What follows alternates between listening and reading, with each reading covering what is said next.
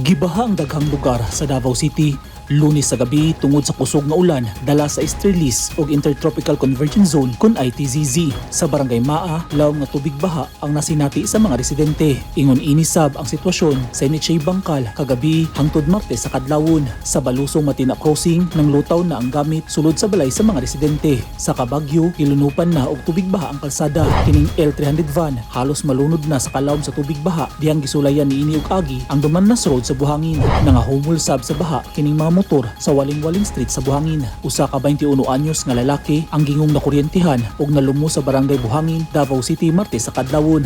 Gila sa kapulisan ang biktima nga usa ka alias Ron nga taga Manay, Davao Oriental ug kasamtangan nga nagpuyo sa New San Isidro kinanarbaho kini isip usa ka pump boy. Sa report sa Davao City Police, nadiskubrihan ang biktima nga naglutaw sa baha at ubangan sa iyang girentahan nga balay samtang nagpahigayon og rescue operation ng kapulisan uban sa barangay ug Central 911 team. Gidala pa sa SPMC ang biktima. Cardiopulmonary arrest tungod sa electrocution nga gisundan sa pagkalumos sa baha ang gikamatay sa biktima sumala sa doktor.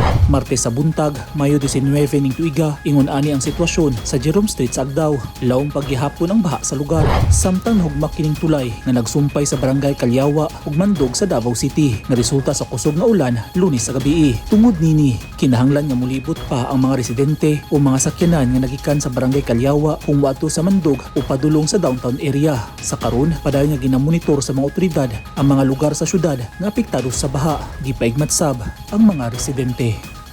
Eugene Hinutan, Newsline Philippines. Stay safe.